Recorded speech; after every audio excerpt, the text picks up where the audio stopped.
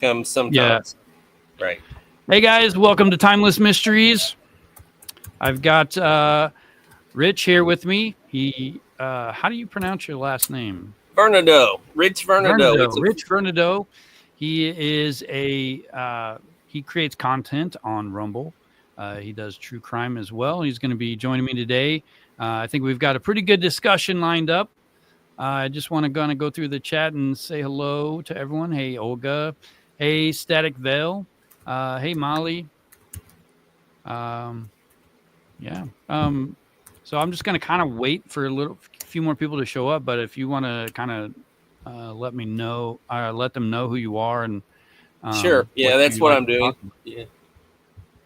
I'm saying hi to everyone. Well, they can hear you, so you can. Yeah, I know. But I'm also doing it in comments as well. Okay. Yeah. So you guys are getting a double greeting. You're getting a live greeting from me and a comment greeting.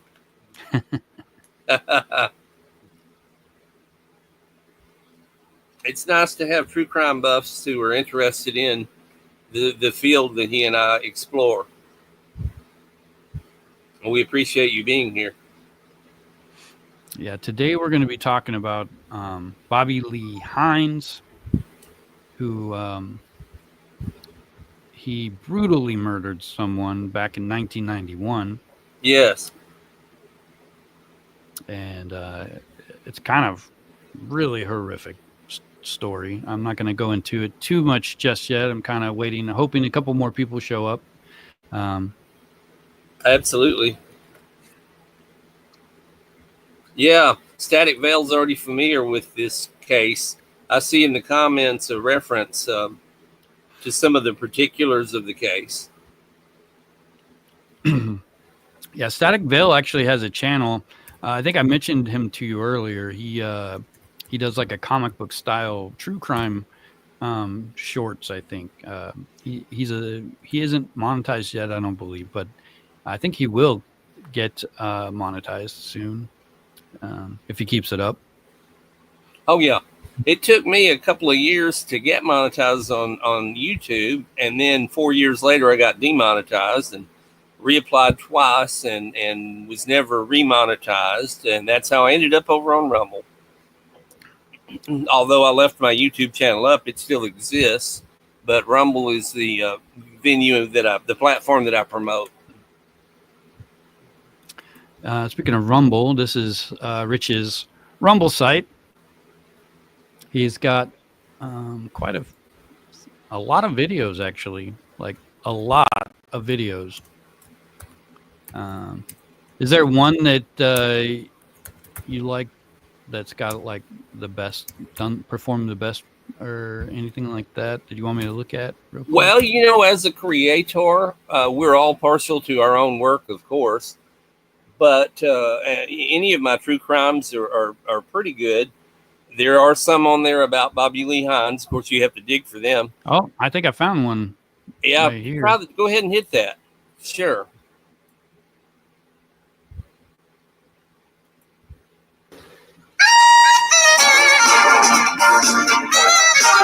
Welcome to the Alan and Diane Show Deep Dive.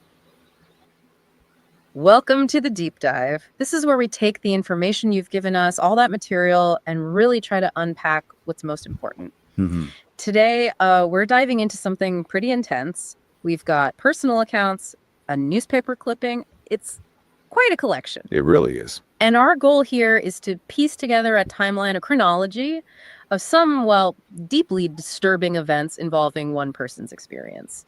You've shared some really harrowing stuff with us. Yeah. We're going to walk you through it step by step. And what's fascinating in a chilling way is how these bits of information, they seem separate at first, right? But when you connect them, you see this pattern, a really disturbing pattern of behavior, and you also see the lasting impact it had on the survivor. So we're tracing it all the way from what looks like a casual meeting. Yeah, exactly. It starts seemingly normal, maybe a bit odd, but then it spirals into something much, much darker.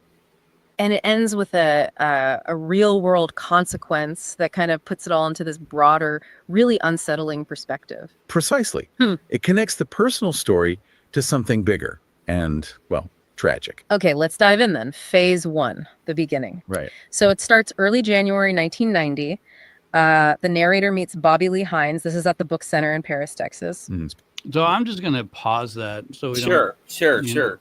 I don't know that we need to share that story just yet. And that's we're fine. gonna be talking, I'm glad you paused it. I'll tell you why in a minute, but you go ahead.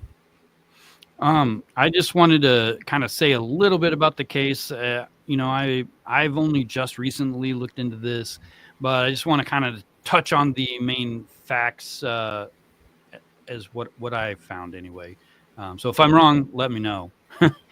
October 19th, 1991, right?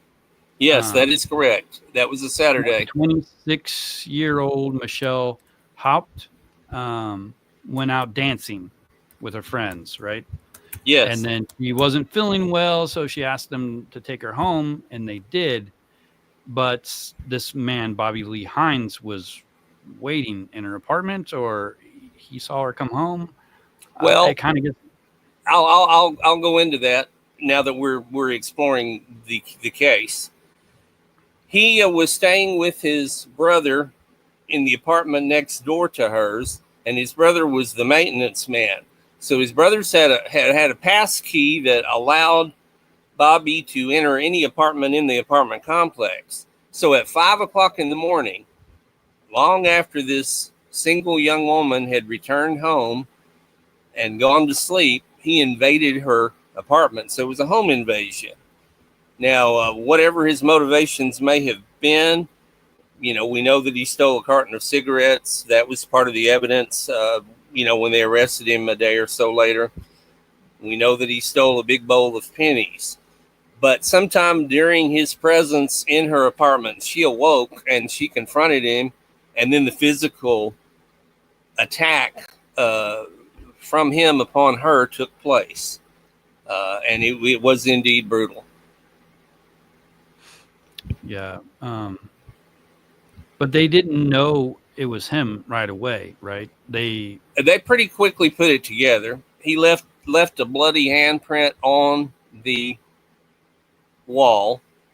There was evidence. I'm not sure exactly how they quickly connected it to him, but he was arrested within a day or two. And it was very clear. The bowl of pennies he had stolen and the carton of cigarettes were underneath a couch in front of him where he was sleeping at his brother's in the apartment next door. It was damning from the beginning. They knew it was him. They were able to identify him as the perp right off the bat. Oh, okay. But did he like knock on the door? And because I kind of saw that he might have knocked on the door, presented himself as like the manager. No. Okay. No.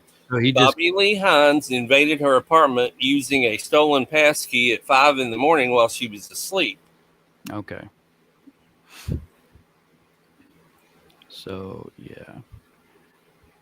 And then he stabbed her in the process. It was like 18 times, right? Yes, 18 times with an ice pick, which was recovered at the scene. He also strangled her with speaker wire so hard that it broke the hyoid bone, which is common in strangulation murders. It was really bad. And she was 26 years old. Did she have any children or husband? No.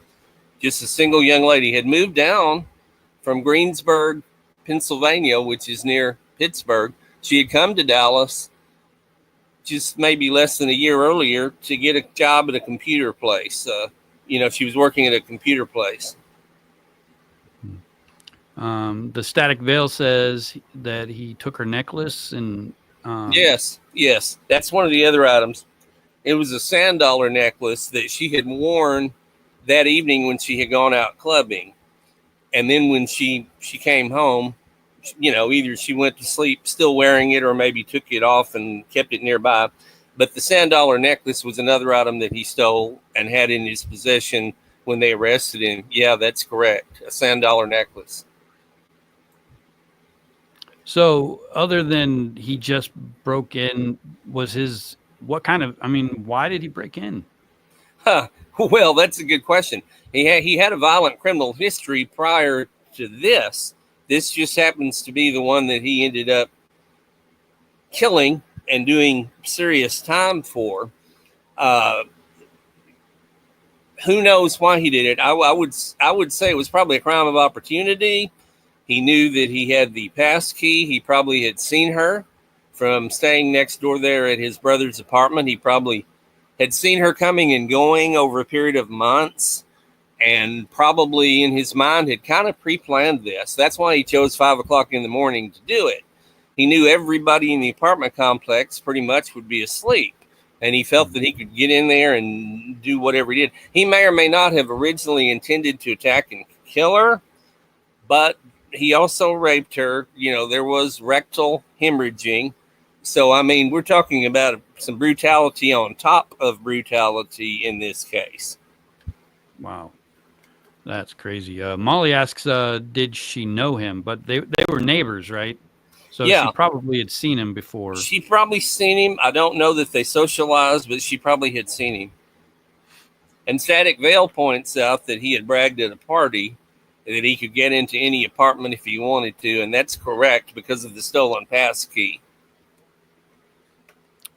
That's just crazy. I can't imagine why somebody like would break into a house and, you know, just to steal a few things.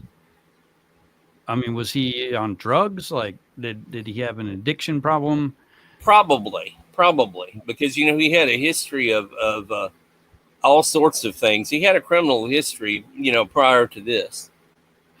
And Rich, you said you had like a personal connection to this. Yeah, that's in that video, but we don't want to go back to that because I'm not sure I want to delve into that video. I don't want to particularly deal with the facts of the case, but I was physically attacked by him the year prior to his murder of her, but I'm not here to discuss my case. You know, I'm not here to discuss that. You know, just kind of painful to go into, but it is in that video that you paused, and I want to thank you for pausing it when you did, because I would have been forced to relive that whole thing here, and I kind of didn't want to do that today. I'd kind of just want to deal with the Wendy Haupt case. I really wanted to deal with the case of the woman he killed and not my own victimization by him. Okay. So thank you for pausing that video, but thank you for showing it to people, and they're welcome to watch it if they want. That's fine. Yeah, the link to your channel is in the description for this live stream, so they can actually check that out. So when I was looking into this case, you know, I found a lot of like, I'm trying to find them now, but I found a lot of like letters that he had wrote trying to get out of prison or get out off of death row. And he basically was 19 at the time, right? Yes. So he was very young, and he went to trial. He was found guilty, and they gave him the death sentence. Yes, and this is in Texas, right? So right in Texas, yes. And they're pretty strict with their death penalty, from what I. Right, although like any other state, you can go through. An inmate, a convict, can go through the appeal process and sometimes extend it for many, many years before the actual execution occurs. Yeah, I'm trying to find like the average time that people are on death row, because I swear I've looked it up before, and it was like I thought 30 or 40 years sometimes. So when I read that this happened within 20 years, I was kind of shocked, but I thought maybe it was just because it was Texas. Yeah. And I'm just doing a quick search here.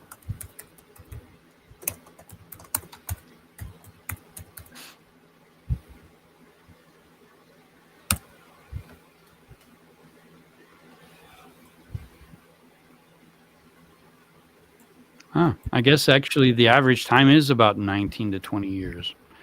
I think, let me just check. I think Ted Bundy was on death row for a long time. too, but nope. He was on death row for 9 years. So I don't know. I was just wrong. Let me see.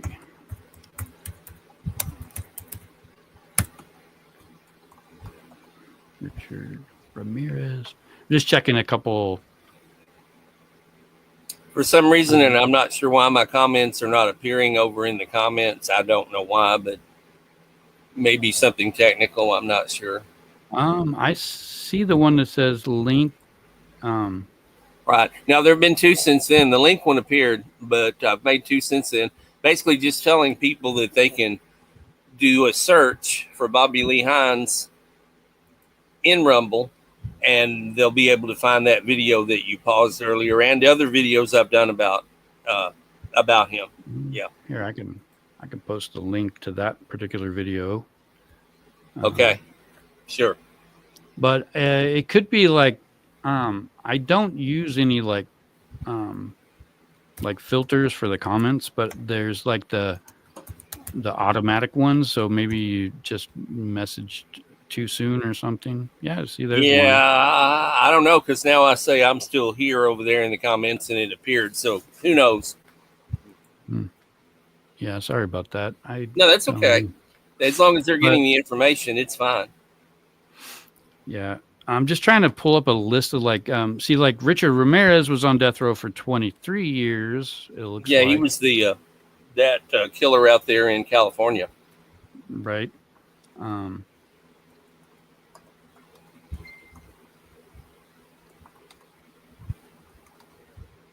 And who is the other one? I'm thinking of the Amityville guy.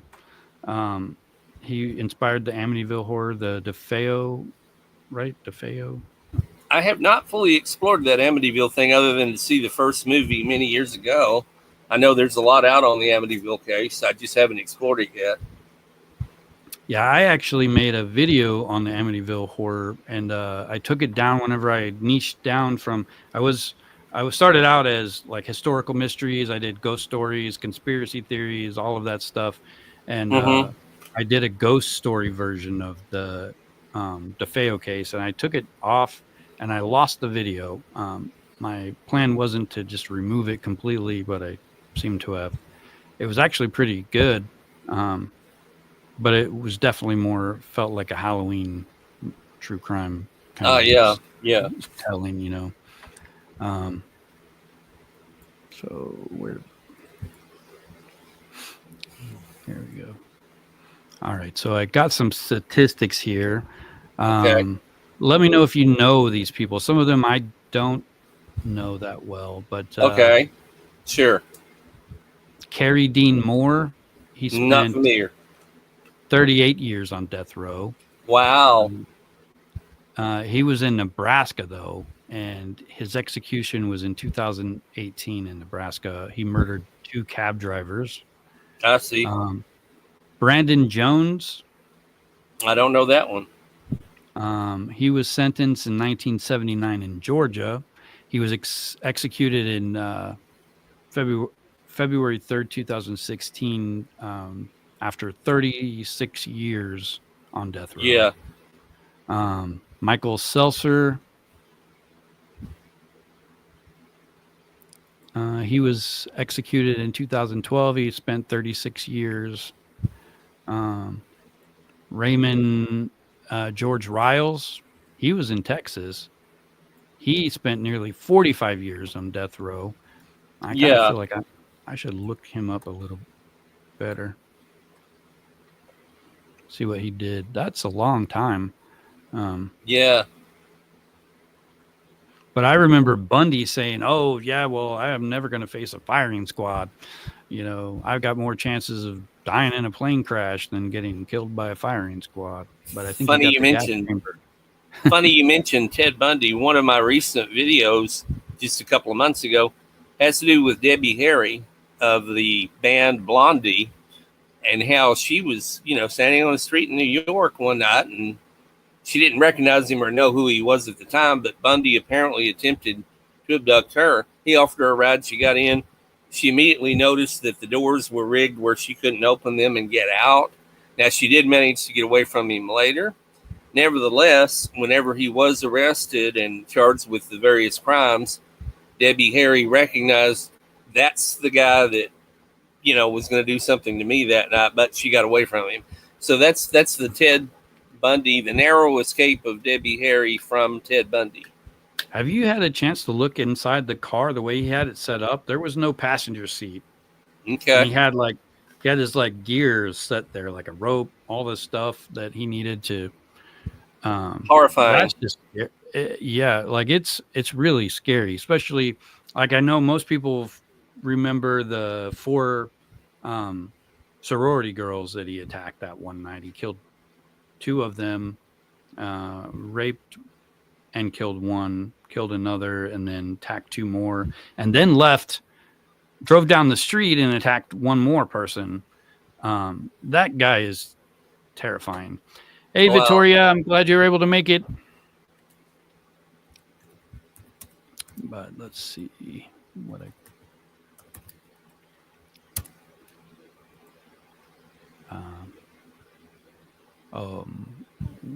Raymond George Riles. He was convicted in December 1974 for murder of a Houston car salesman. He was convicted and sentenced 2 years later in Harris County. The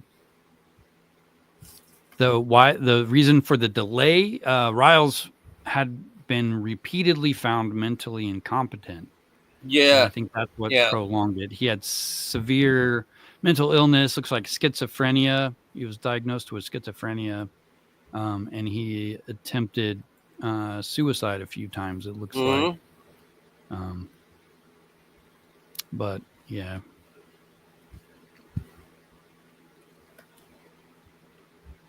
Sorry, I'm trying to get back to my. I'm gonna have to buy like a small screen. Like, I know it looks weird. I'm looking up here, but it's just my TV screen is so big. So I had some questions about the Bobby Hines case. I'm trying to find those. I wrote them down. I just got to get to them. Apparently, I didn't write them down. Back when I used to do a call-in podcast and people would call from all over the country, I did that for about 4 years. Those are still up. I took the audio and turned them into YouTube videos, and now they're on Rumble as well. Anyway, it was called Daily Talk, and I did do a show one time on serial killers. But I would do like you. I would always have a whole list of questions that I was going to ask. And then my audience, when the people would call in, I was set up to accept telephone calls on this. And they would call in with the best questions. Sometimes the audience would ask way better questions than I did. And I just loved it. But yeah, it's fun. It's always good to have little crib notes or little questions handy, Let's see. Before I get to my list. Olga just asked, how can they commit suicide in prison? I think that's pretty self-explanatory. They just get something sharp and, or tie a couple of bed sheets together, would be my guess. I know with Israel Keys, I think he strangled himself and cut himself. Well, Jeffrey Epstein definitely didn't kill himself. It's the hyoid bone was broken and a couple of other breaks occurred that you can't do to yourself. Who's going to do that to themselves? No, he definitely was killed. Plus the dimensions of the cell, there's not a place high enough for you to actually hang yourself in there. So there's no question in my mind, Jeffrey Epstein did not commit suicide. Yeah, we'll talk about Epstein too, because I got questions about him also. Sure. But when I couldn't find those documents that I tried to save the other day, the ones where he's writing letters about getting off of death row. He gained a lot of sympathy. He had European women who traveled over here to the United States to visit him. He married one of them. They're death row groupies, and they were right to him, and they would fall for the act that he was perpetrating. Although I'm innocent, I didn't kill that girl. Da, da, da, da. And one of them even wrote a book about Bobby Lee Hines. Her name was Lene Gabrielson, and she's in Norway, Sweden, Denmark, one of those Nordic countries. And I've seen pictures of her online, even briefly talked to her. And I don't know where she is now. I haven't kept up with her whatsoever. But she was a staunch defender of him to the very end. And it came as a rude awakening and shock to her, you know, when the DNA results of the skin underneath Wendy Haupt's fingernails showed, you know, beyond a shadow of a doubt that it was Bobby Lee Hines. And then Bobby did a deathbed confession, so to speak, there in the execution chamber, where he turned to the slain girl's father and he said, "I'm sorry for what I did. I'm sorry I took your daughter," etc. And, you know, it was a short and sweet little admission of his guilt after spending 20 years, you know, trying to get out of it. So that's Bobby Hines for you. Do you know anything about his like background, like his upbringing, like Yes, what kind of life? Boy, do I. Yeah, I do. A very abusive family. The father was very abusive. There was a lot of physical violence in the household. At one point, CPS had come to the house and there was hardly any groceries in the cabinets at all. It was a pretty horrendous childhood, and he got into all kind of legal troubles as a juvenile, you know, several years before he killed this woman. You know, he had been arrested for burglaries and he attacked an old lady, an elderly woman, and stole her purse. You know, there were lots of different things in junior high, in middle school. A friend of mine went to middle school with Bobby Lee Hines, and there was another young man. This was 7th or 8th grade, and Bobby Lee Hines attacked this guy and was choking him and had the guy's head between the bleachers, between the stands where you sit, you know, during a pep rally or whatever. And he was just banging the kid's head back and forth. And it took 2 adult coaches to pull Bobby Lee Hines off of this young man. And that's something, you know, in other words, he was exhibiting violent behavior toward others in middle school. That's you know, growing up, there was a kid, you know, he just seemed like he was just stronger than he should have been for a kid. I don't know how that happens, but I know I got my nose broken once by a bully over a chair he wanted to sit in, and wow, French class. Yeah. And I don't know, like just one punch and my nose was shattered. And he went to like I don't know, some kind of like place for juveniles, you know, to help them get better. But I haven't heard anything about him so maybe he, you know, continued on his life of crime. You know, could be. He was living with his grandparents, and I don't know, he just seemed like he was short, he was stocky, but he wasn't like, you know, super big or anything. He was super strong though. Yeah. Let's see. So I know Olga just had a question in the chat about a different case. Yeah, she asked me about the Paul Goldman case, but I'm not yet familiar with it. I'm not either.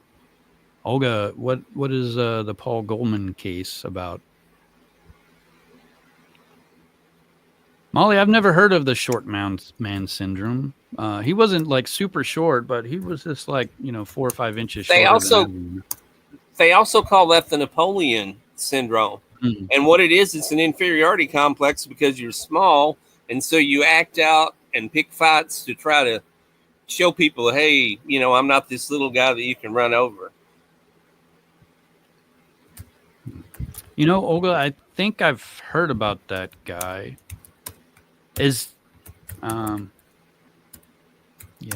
Anyway, let's see. So he was trying to find another question that I got about the Bobby Lee Hines case.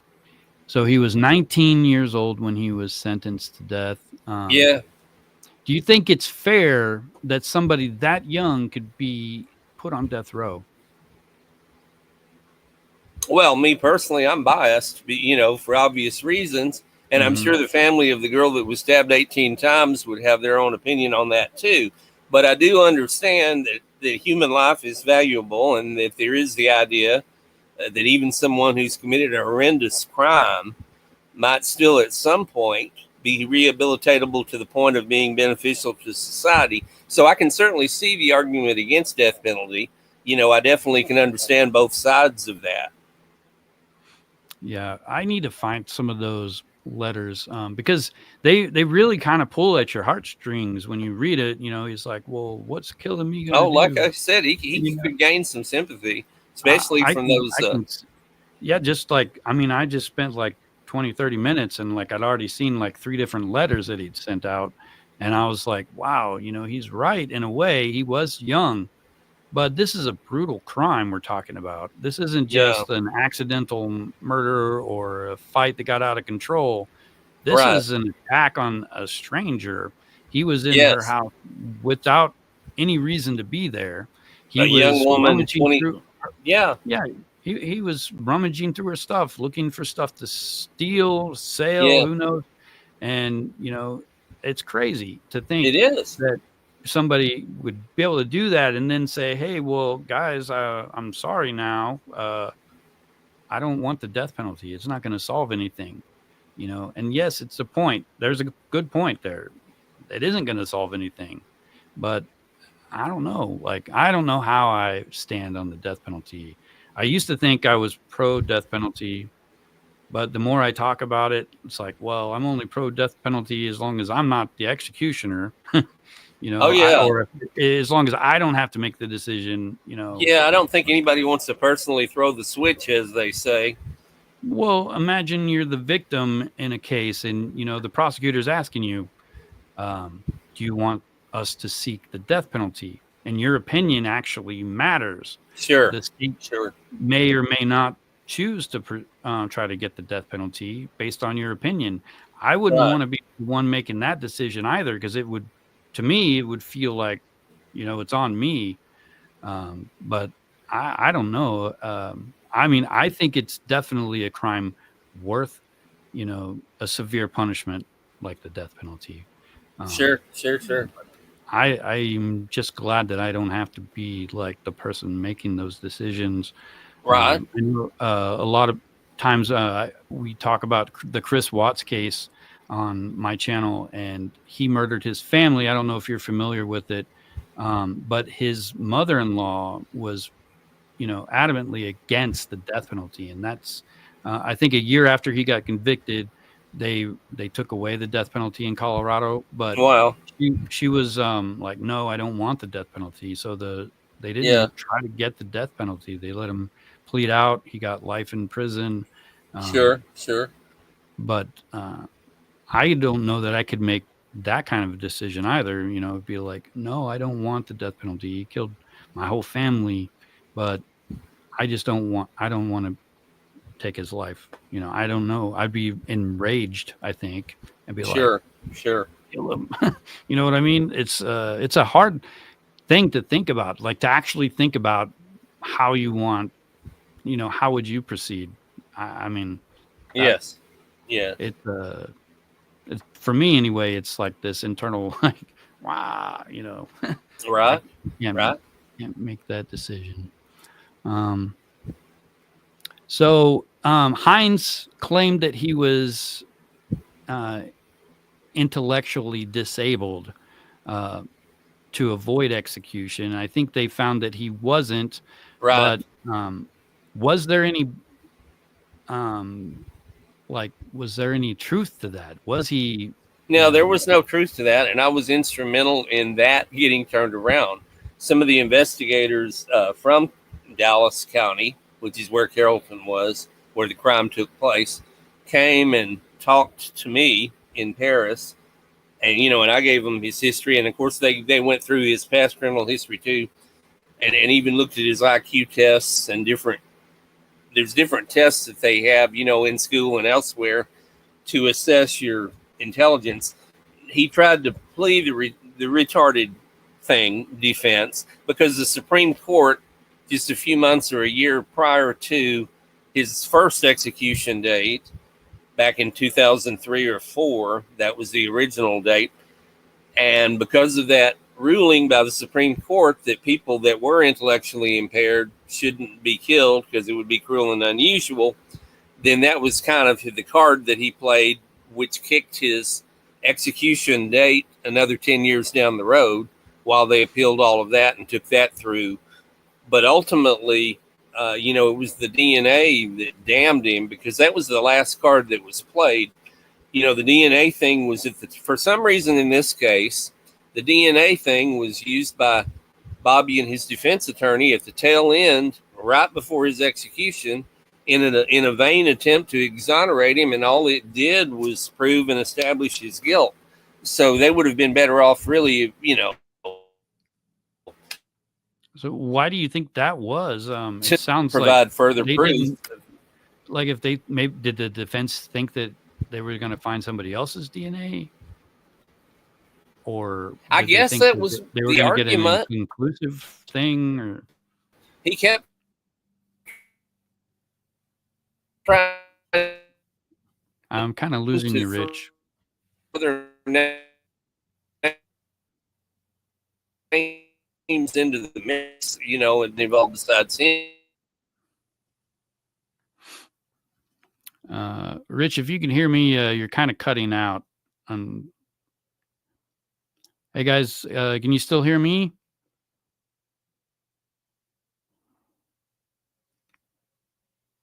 Maybe I'm the one that's having the issue. Can you guys hear me in the chat? Okay, thank you. I'm sure Rich will be back here. All right, I'm back on screen. I suppose Robert will be back on screen here in just a moment. We're not sure what the technical difficulty may have been, but it's being taken care of. Robert will solve this, gentlemen, so you'll be able to continue watching us in a moment. In the meantime, if you've got any questions, leave them here in the comments, and Robert or I will respond to them. Okay, Robert is back now. I can see it. So as far as I can tell, hear you're the you one and that see you. faded out. Like you're still got a real low res. And yet on image my on end, the I screen. couldn't see you. Now we can both see each other, so that's good. Okay. I don't know what happened. It could be my internet.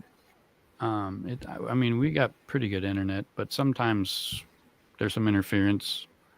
I don't know. Let me try one thing here before. I'm just going to switch to the other router and see if that helps.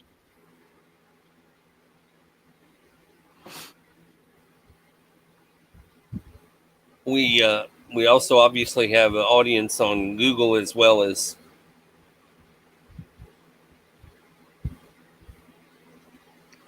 I guess StreamYard is. It might be my internet. If you can hear me, it doesn't look like I'm connecting. Yet I can see you. I can see and hear you, Robert. Oh, you can? Yeah, I can. I can see and hear you. Okay, Mally says she can see and hear both of us. Olga says she can see us both. Victoria says, yeah. I think I solved it. My OneDrive or whatever was updating. I bet you it was pulling out too much stuff. I don't know. I opened up a Word document and it was like wanted to save everything. I think. Oh, I think that was it. Things can happen. Things can happen. All right. So we didn't hear any of that you said a little bit ago. Hey, sincerely, what? Hey, Max's mom. What part was not covered? What part did we not hear? That's a good question. I can't remember what I had asked you. I think the last thing I remember discussing was how the DNA evidence had condemned him. Oh, yeah. That's what I asked. Like, how did the defense team think that it was a good idea to actually get the DNA? Did they think that he was actually innocent, that they were going to find somebody else's DNA under her fingernails, or if maybe the DNA that they did find was going to be inconclusive? I mean, it seems like that would have been the only thing that makes sense is that they thought it might be inconclusive. Yeah, that's the only thing that makes any sense, because he kind of, it was damning. It was damning. So, Well, if he had people who believed that he was innocent, maybe his attorney thought he was actually innocent. It could be. And they thought they were really going to find somebody else's DNA. Maybe some of the European groupie girls helped finance all of that. Who knows? We were talking about those groupies the other day. I think it was actually a couple months ago. I forget what that term is, but there's an actual term for people who pursue people who got life sentences in prison. And it's kind of scary.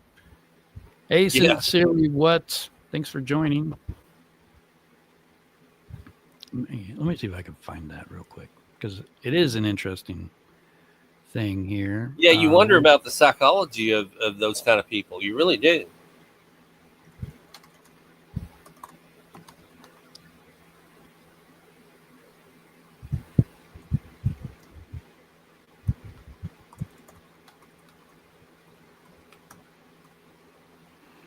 You'd think I'd remember it. I've looked it up so many times.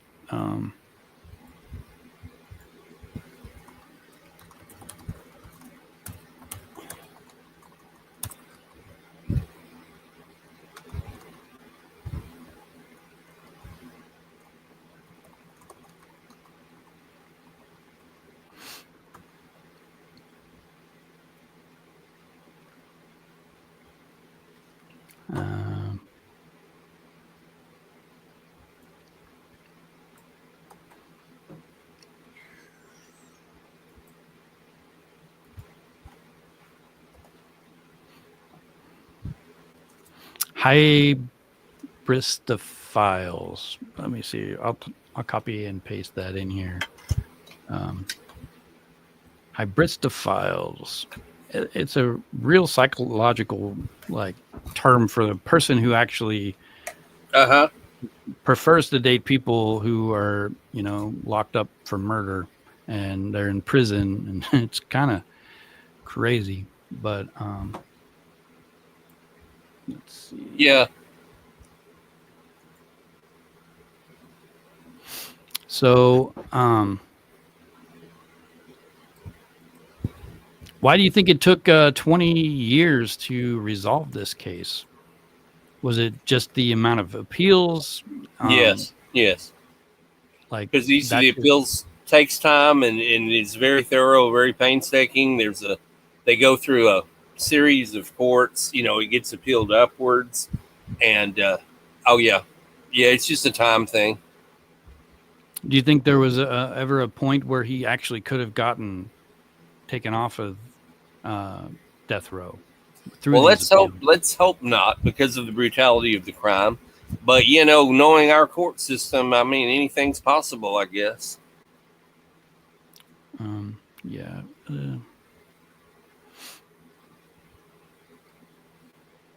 I mean, you can look at O.J. Simpson or Diddy, either one, for confirmation on that. It can go in so many different unexpected ways. Let's see. So it was Michelle Haupt, right? Is that how you say her last name? Yeah. Haupt. What did her family say about this case? Were they, seeking the death penalty? Were they, having issues with the delay in justice through the appeals? I'm just kind of curious how they thought about this. Yeah. Well, her father was Fred Haupt was just devastated. He said it's like a backache that never goes away. It's like a pain that's always there. And I certainly understand that. And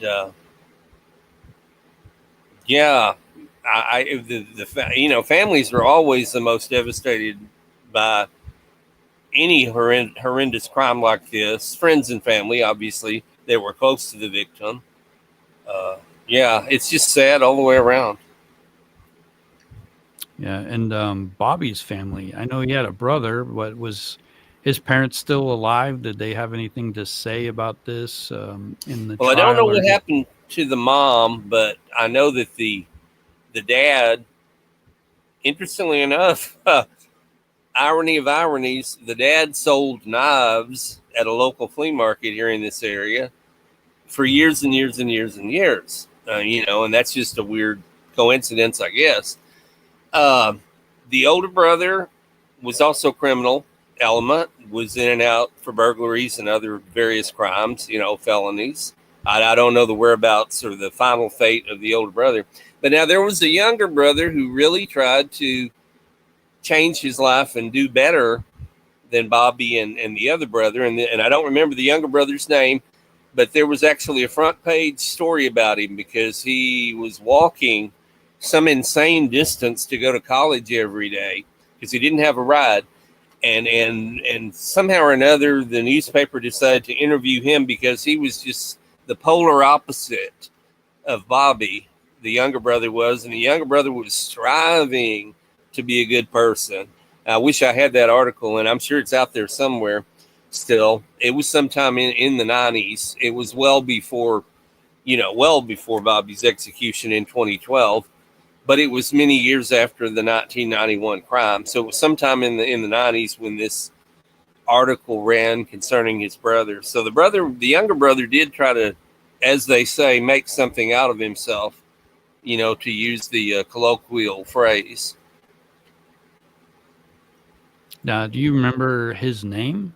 I don't. Brother? I wish I did, but it could be researched. It could be probably easily found out. Even that article can be found in the newspapers.com online archives newspapers, from nearly every city from all over the country. You have to pay a monthly fee, with your credit card, but then you have access to all these newspapers. And it was a Paris, Texas newspaper article that ran in the late 90s, a feature on his brother. So that's findable by somebody that wants to dig for it. So looking back, is there anything in the Hines's early life or interactions with the justice system, like those juvenile offenses? I know you mentioned that brutal attack in middle school. Yeah. But could those have been handled differently to prevent, this murder years later?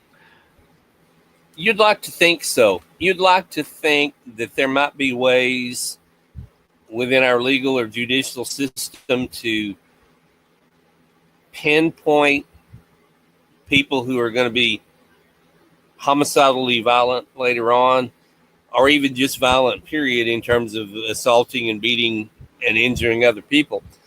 And generally speaking, that's one distinction that at least the Texas prison system does make, and that is that aggravated offenses, any offense that involves violence or the use of a weapon, they automatically serve more time. It's automatically treated more harshly, and theoretically, at least, they're not paroled out or put on probation as quickly as nonviolent crimes. So they do within the justice system try to identify violent offenders, and they try to separate, penalize, or even segregate them, I think, somewhat from nonviolent prisoners. At least, ideally, that's what should be. That really is because of economic prison system. You know what I mean? Yeah, I kind of heard most of that. You kind of cut out again. One thing I noticed, especially when I hear about crimes where a kid commits the act, it's like, what could have been done, like, especially nowadays where they've got like explanations for almost everything. They can identify, like, they can give a number to how much of a threat you're likely going to be based off of different things. They can kind of guess, but at the same time, they can't. You really can't tell a killer is going to be a killer until they actually commit the crime and get caught. But, all right, with kids, it's like, somebody so young, could they be rehabilitated, before they escalate this far? And I think of Edmund Kemper, comes to mind whenever I think of Sure. kids in I'm crime. familiar with that because case. Yeah. he went to mental health. I guess it was like a prison, but it was a hospital. But he like won over all the doctors. He was like their best patient. He was fully rehabilitated, and he gets out of prison, or the hospital prison, and then he starts committing murder. He went to prison for murdering his grandparents. Sure.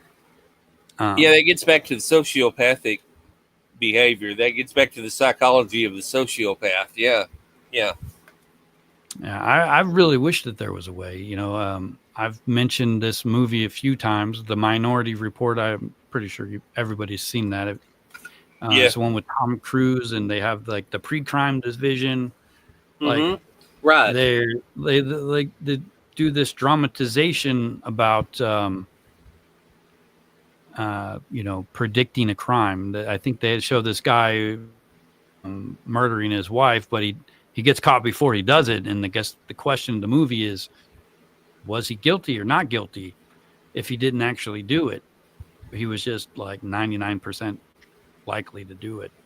But it looks like they're saying we're losing our voice again. I don't know that they're... Can you hear us, everybody? Yeah, there are predictive models.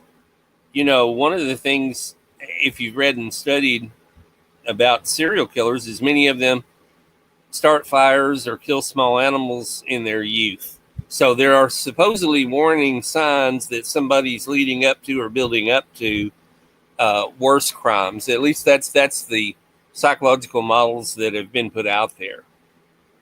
Yeah, when I was researching that particular thing, I was looking at like domestic violence incidents. How do you rate like what I was looking for was like an answer. Well, this is domestic violence. They're shouting, they're hitting each other.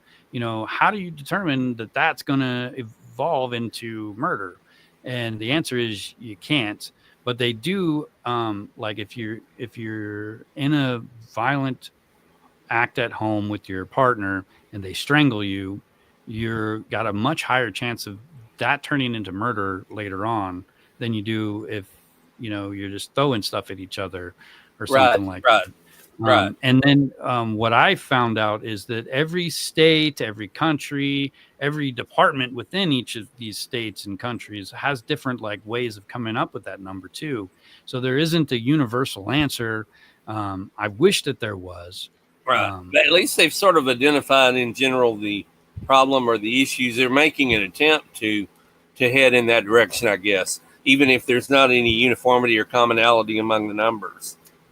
Yeah, I think the big issue is, what about the guy who isn't going to murder somebody, but he hits all the numbers and he looks like he's going to, be a murderer?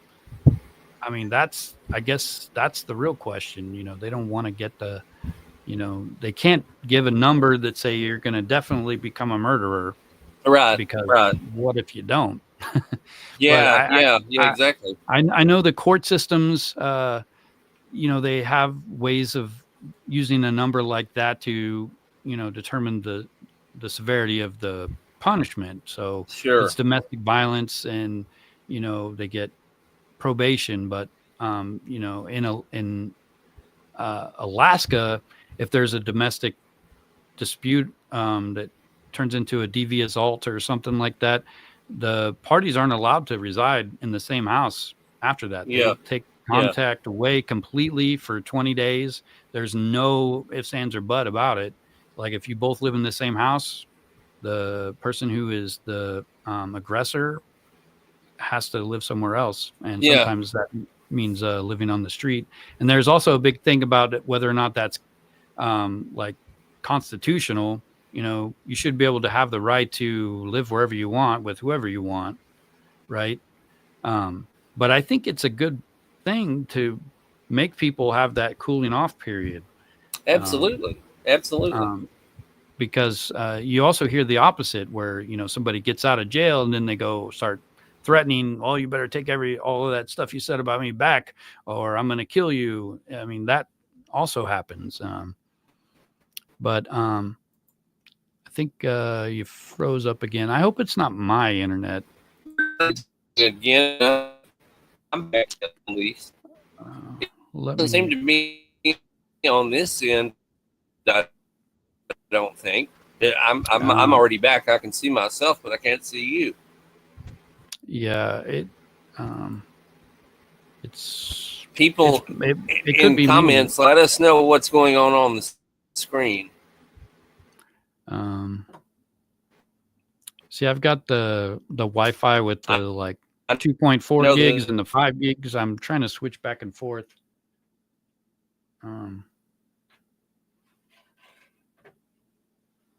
Well,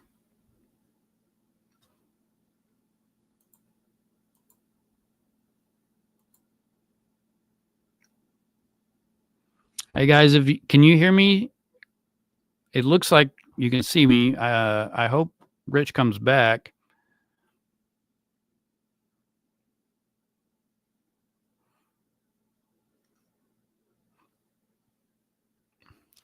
Can anybody hear me? Just let me know in the chat.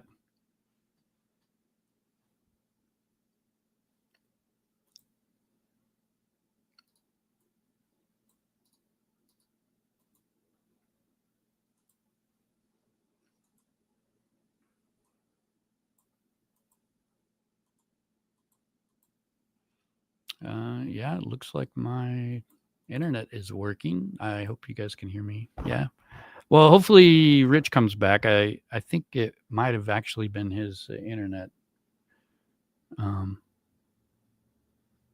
me send him an email.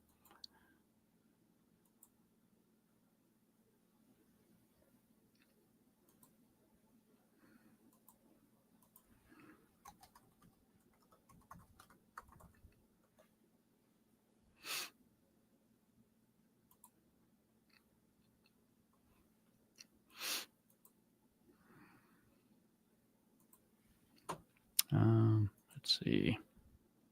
Yeah, so I think it might have just been an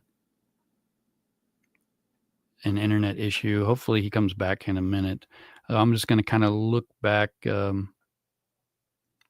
some of the comments here. Sincerely What says, I know in the United States, resocialization is not a thing like it is in Europe. And some have and some don't.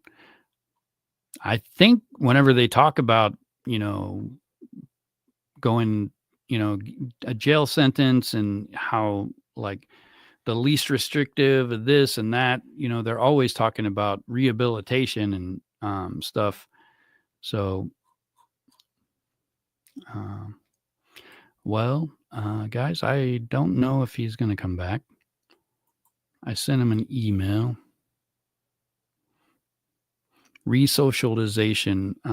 I think if you go to prison and you're in there for years, I don't see how you can actually get out and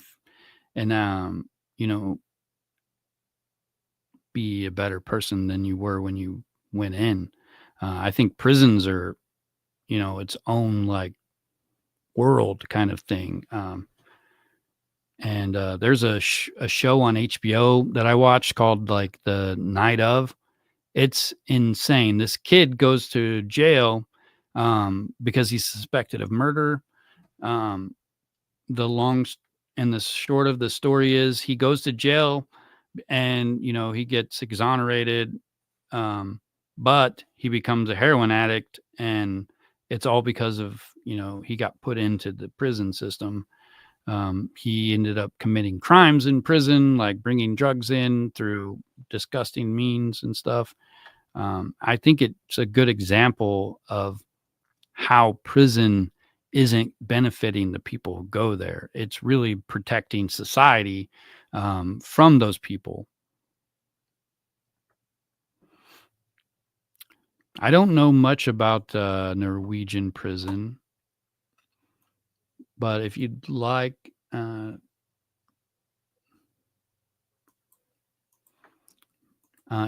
talk about it, you can kind of explain. I think I got an email from him. I'm going to send him a new link.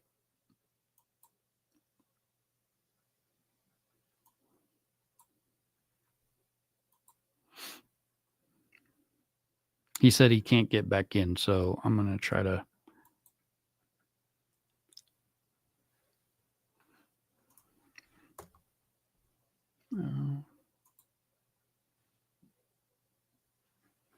Just bear with me, guys. There, it's his email.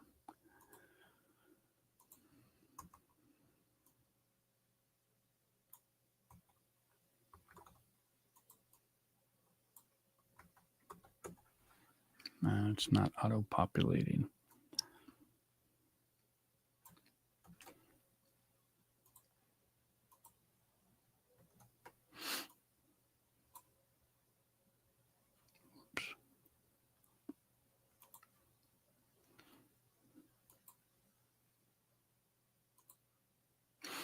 Wait, that's not the right link.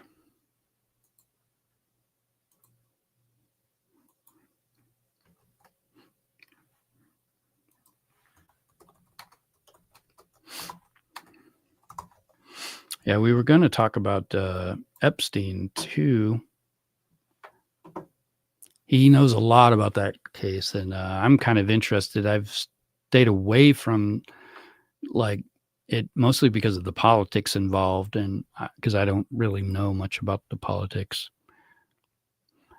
So I just sent him a link. Hopefully he can get back in.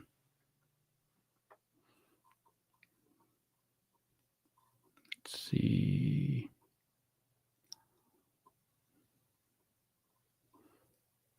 Is the static veil? Are you still here? For those of you who didn't, who weren't here at the beginning, Static Veil has a new channel. He's only got like 50 subscribers, and he does like a comic book kind of like a storyboard true crime. It's really kind of cool. I think he's gonna, probably get monetized, and he seems to tell the stories well too. The art is done through AI, but it's still really good.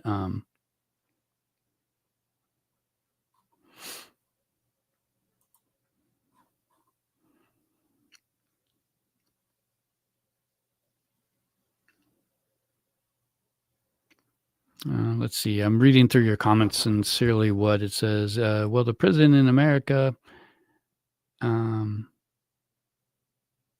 But look at the Norwegian prison. It's a different world. When you treat people with dignity, sometimes you can rescue them. Actually, I do remember seeing some reality type of show where they're trying to treat the inmates differently and get a different result. I don't know how that show turned out, if they actually were successful.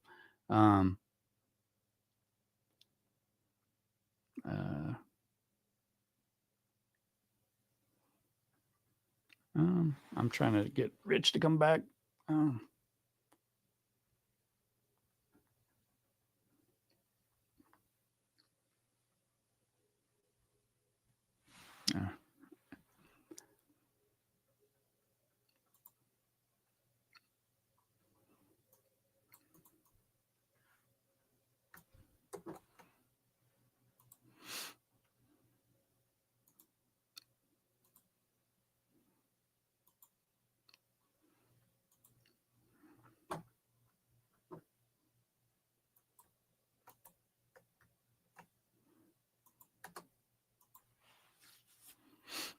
Yeah, I guess he's still having problems getting back in. See, how long was our show today? About an hour. Yeah, guys, I typically try to do these, get them to last at least an hour and a half.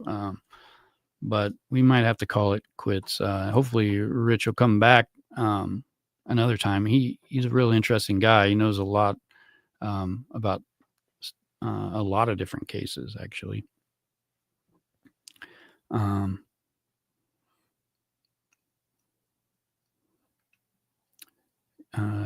The statement here, where is it? and men inherit good or bad, I think you got a point there. You can probably rehabilitate people, but I also think that it's probably very difficult because there's a lot of them that you can't rehabilitate, and they kind of ruin it for the ones that you could. And everyone is different in different parts of at different times of their lives. Um, it's a complicated thing, but I do know that you put somebody in prison for, I don't know what drugs, say, and they're in for 5 years. They're not going to be a good citizen when they come out 5 years later. They're going to be, probably going back into the same kind of stuff and then end up back in jail again. It's like a revolving door sometimes. But yeah, it looks like we're probably not going to get Rich to come back. But I guess for the last little bit, we could talk about the Watts case. I know you guys love to talk about that. I'd like to at least talk for another half an hour or so.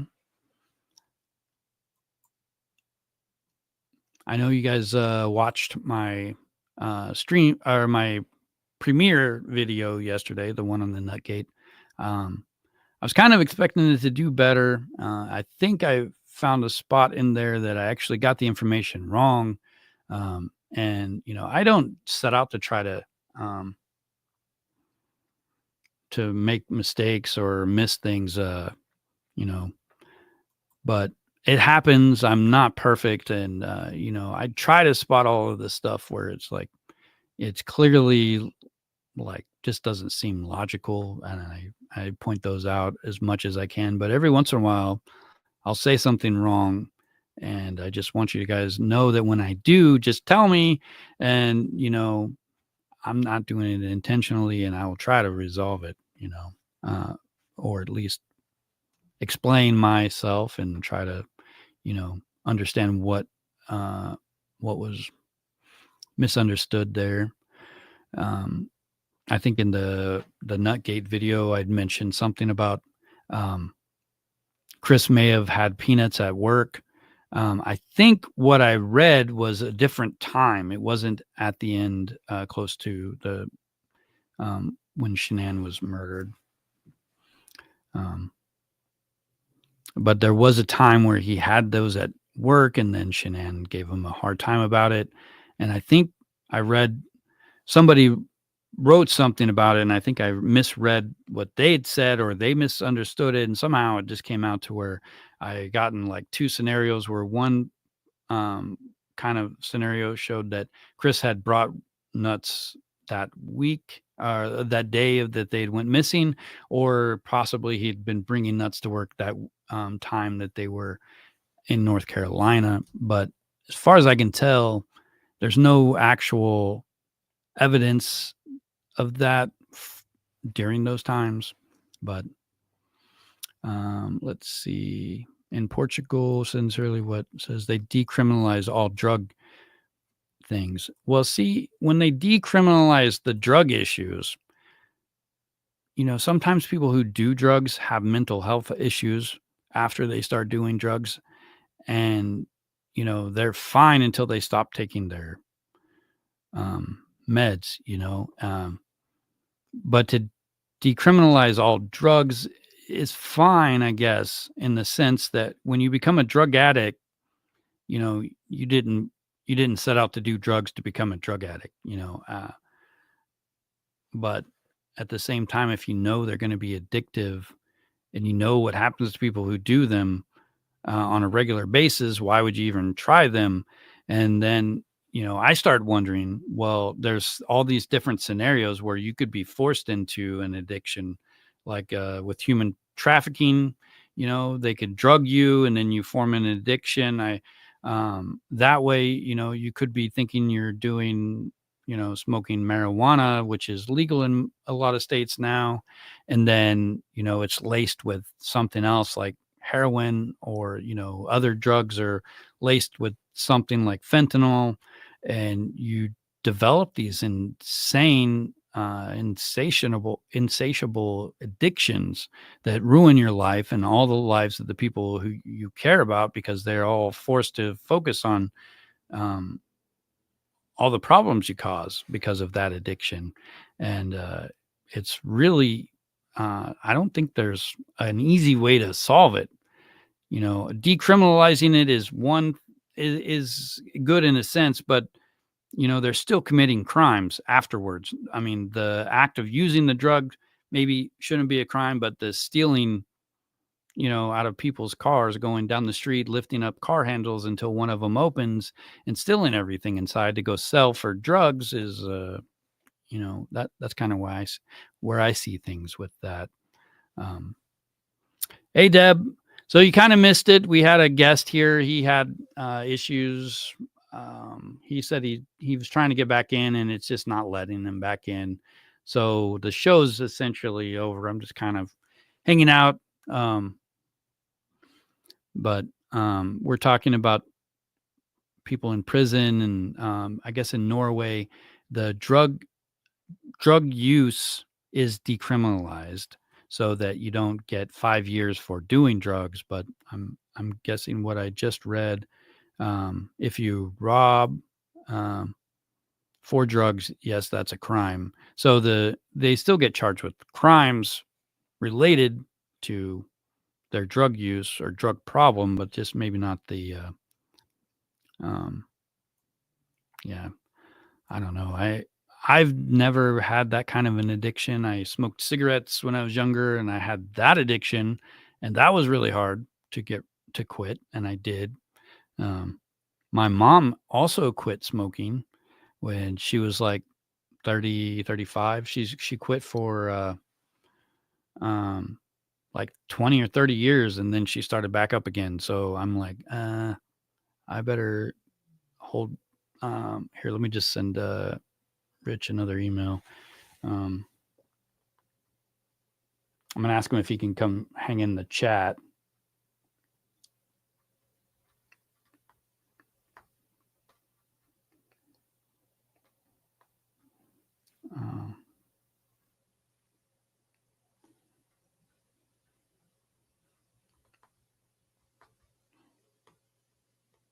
I probably should use my keyboard instead of my phone to send an email.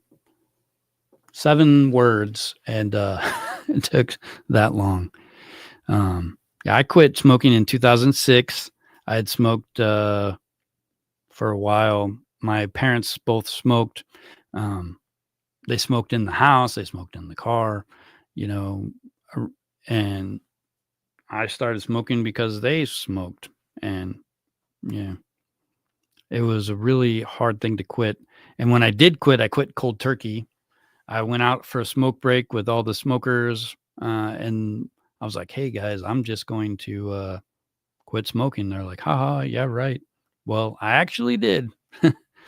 And to do that, I actually had to quit drinking alcohol too, because I would go do karaoke, have one too many beers, and then, you know, I'd be at the store buying another pack of cigarettes, and then I'd have to start the whole process all over again. And that first like few weeks of quitting cigarettes is awful. It's really hard. And when you start repeating that over and over, like you know, you already dread the quitting part. It's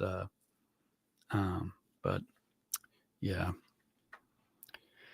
So yeah, I guess he can't even get back in to watch the live and hang out in the chat.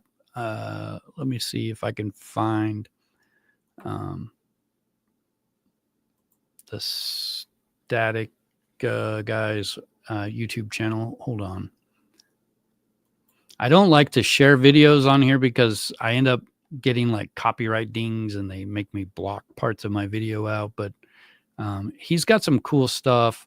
I told him I would talk about his channel a little bit, and I just can't seem to find. Here we go.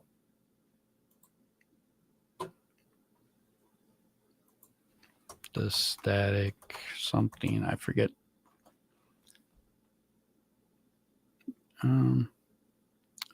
Shoot. Let me see if I can find his name in the chat again. The Static Veil. Yeah. That's a pretty cool name too. He does this odd thing. He doesn't want to show his face for lives. So he uses like an LED mask, like a DJ would or something. It's kind of, I don't know how I feel about that, but he tells a good story.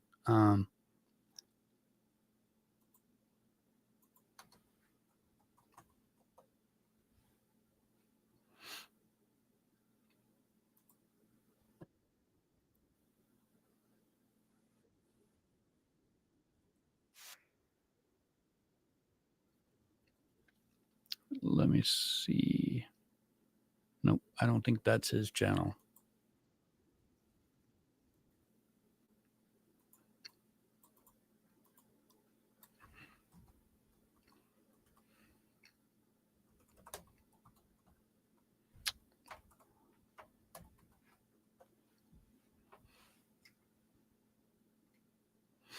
All right. Rich said he's going to try to just come and hang out in the chat.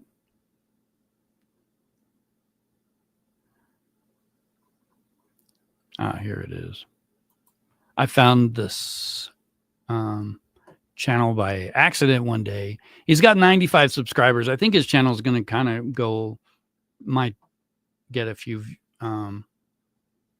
more subscribers pretty soon. He'll probably get monetized pretty soon. I think he's kind of got a unique storytelling with the comic book stuff. Let me see if I could share one of them.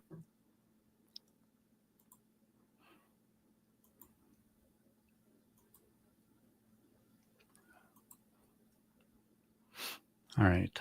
I think, yeah, that should be it. I'm not going to play all of one of these, but before we get into today's chilling true crime this is case, his LED if mask. you like hearing true crime stories with 1980s horror comic visuals, go ahead and hit that subscribe button. April 12th, 1981. 4 lives were shattered inside a quiet cabin in the Sierra Nevada mountain. When 14-year-old Sheila Sharp stepped through the door of cabin 28, she found her family tied, beaten, and lifeless in a scene so haunting, it still terrifies investigators to this day. This is the story of the Ketty Cabin murders, an unsolved nightmare that refuses to fade. Stick around because we'll be including chilling crime scene photos throughout the panels. Before the nightmare of April. See, I think it's a really interesting way to tell the story. He's using ChatGPT or maybe some other AI to make these, but whenever I try to make these types of things, it doesn't work. I can't get two pictures of these guys to like I don't know, it's hard to like get the same image over and over. It's weird. With AI, I love AI. I think it's great. I think it's going to be a great tool for a lot of people who have these ideas, but they can't express them properly because, they get like all tied up in the like, well, I don't know what's wrong with this thing that I'm thinking or whatever. I don't know. They just have this way of, with ChatGPT, especially, you have an idea, you say, hey, I got this idea, but I don't know how to express it. It's going to give you like an answer like, wow, that's a great idea. It will always say that. And I love that too, because it helps with, even if it's an AI, it's not a real person saying that, it still kind of helps with your confidence level. And then if you keep talking to ChatGPT, it will help you. Like, it's like the immediate feedback helps you like push through your thought process faster, and you can get these ideas out. It's called prompt engineering. I have been on Zawoki's website. I've talked to him and he said, hey, yeah, I'll definitely come on your channel. And then he gets busy. I like his channel. I sometimes hang out when he's playing video games. I don't always have a lot of time to go to other channels and participate. And, and stuff like that. But I do, he's the one I think that was the first person to notice my channel before it kind of blew up. He watched one of my videos and he was like, "Hey, everybody, go subscribe to this channel." And they did. Everybody was like, "Hey, Zawoki sent me." And I was like, "Who's Zawoki? What's a Zawoki?" And, I think he's a pretty good guy. He does a decent job.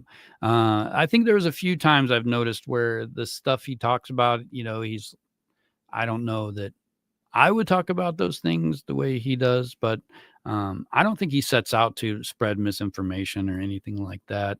I think he's got a good channel. He's got a good, he's trying to find Nicole Kessinger and get her like investigated further for very good reasons. We all know that. There was something weird about that case. Hey, Lucy. I'm glad you liked the new Chris Watts video. I spent a lot of time on that. And, I was expecting it was probably going to get like 10,000 views and it barely got 2,000. It's kind of sad. But I don't know. I'm going to make a couple more Chris Watts videos.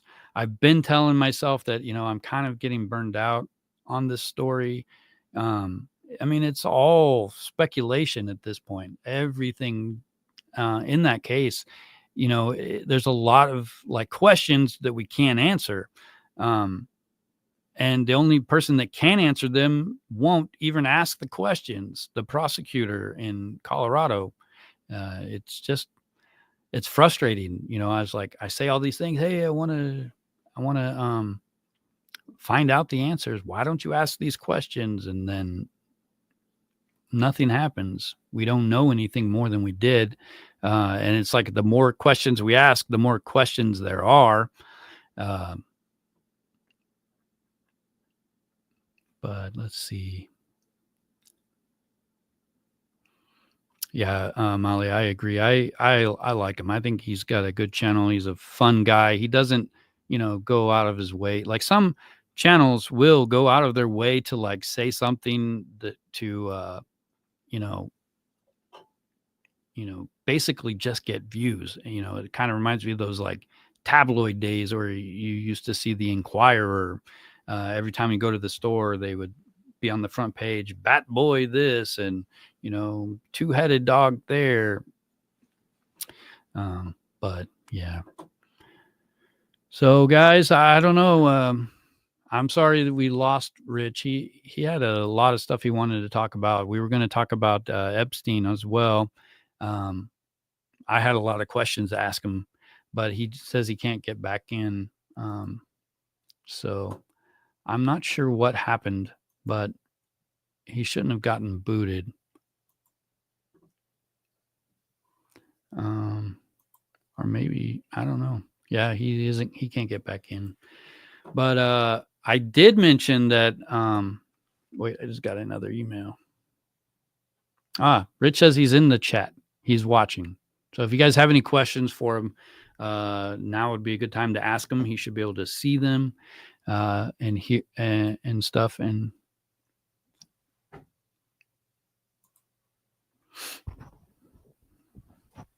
but for those of you that came in late, you should go back and watch the beginning. Rich is a real good guy. He has a good he's got a lot of good information. He's got a Rumble account, and he has lots and lots of videos. I believe he owns a bookstore, and he just really seems cool. He's real fun to talk to. I talked to him a little bit before the show, and I was immediately put at ease. I'm always worried when I talk to somebody new, how it's going to go, and I was immediately able to just like talk, and it was great. So here, let me share his Rumble site again, maybe. I started a Rumble. I don't know if I'm going to use it so much. I mean, I don't really know much about Rumble, to be honest.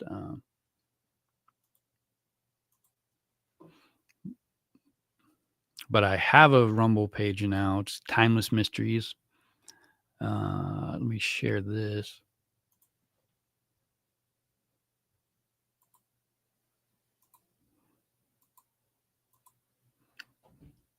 So this is the Timeless Mysteries Rumble.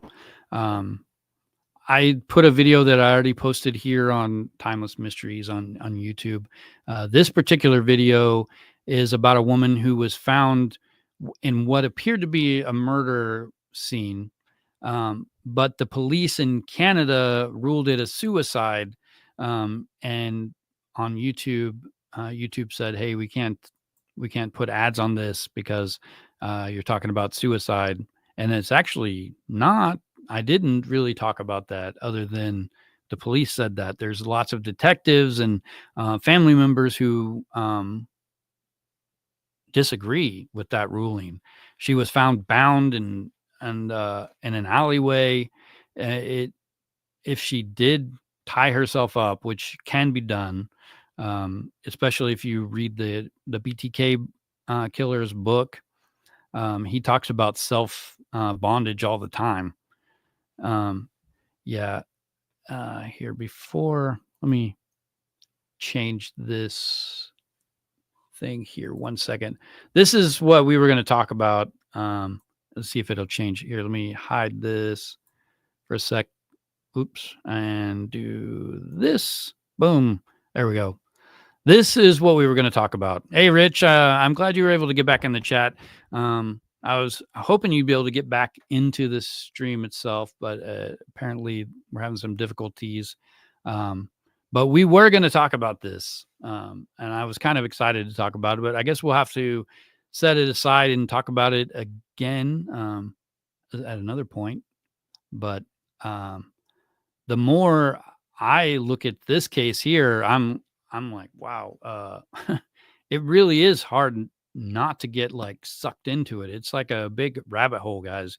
If you haven't looked in this case and you do, be prepared to spend hours finding out all of the stuff. I mean, it's crazy. But Rich, I was just gonna show them Rumble again. I don't know much about Rumble, but I put this one video on there. It's already monetized there. It's only gotten like a few views, but these are both actually the same video. I had some confusion when I set it up. I thought I'd set up a Rumble account, but then it says you need a channel or something. So I made a channel, this one.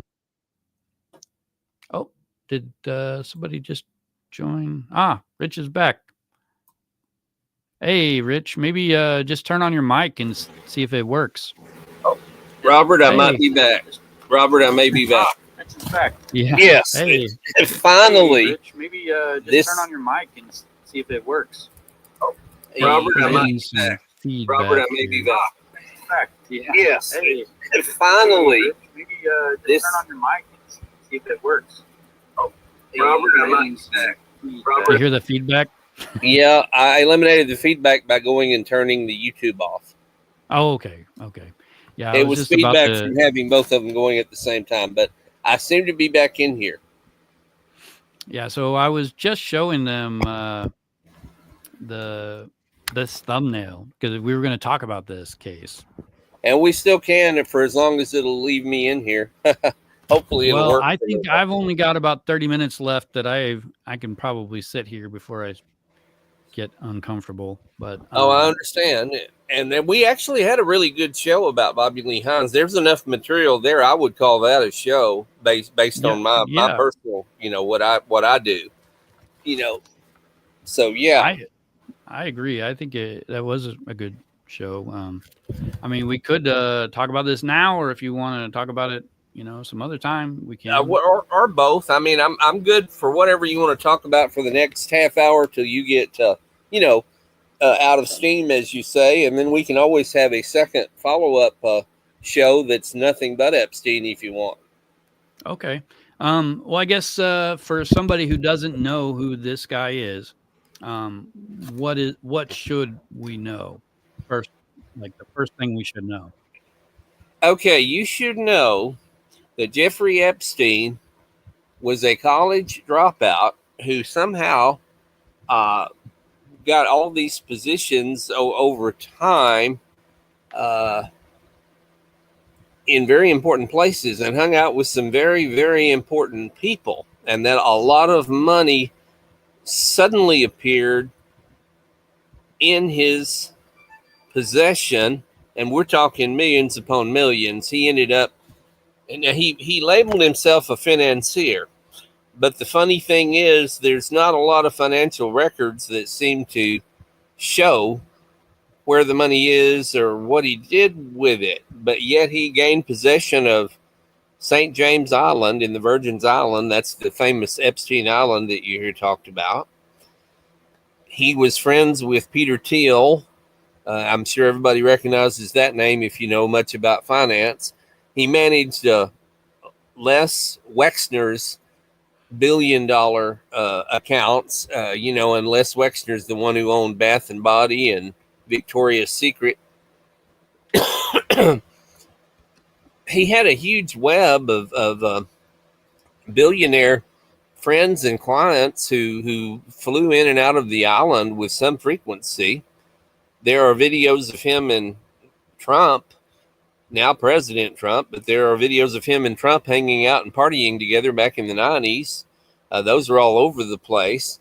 If you do a deep dive on Jeffrey Epstein, I tend to agree with Eric Weinstein on this, and you can look what Eric Weinstein had to say about Jeffrey Epstein, that he's a construct, that we're looking at a guy who is definitely an intelligence asset, who was built and created to enable these billionaire people to engage in some really nefarious activities. Now, there were more than a couple of hundred girls. Pam Bondi has even mentioned 200, then 250. There were definitely hundreds of underage females who apparently came under the control of Epstein in one shape, form, or fashion. Some of them got hired on as masseuse or massage girls, this type of thing. But there were a lot of sexual abuse that went on, and there were arrests. He ended up arresting and doing some time back in 2007 or 2008. And a lot of the elite, super wealthy began to distance themselves from him after he started catching the criminal charges. And then in 2019, he mysteriously died in his jail cell, allegedly a suicide, but all of the evidence, and there's lots of people, you can Google this too and watch it on YouTube as well. Forensic pathologists indicating that the break in his neck couldn't be self-inflicted, that he was strangled, he was murdered, he was killed, not a suicide. The type of breaks that occurred in the neck you can't do to yourself, basically. Also, the cell is not big enough or tall enough for him to have hung himself.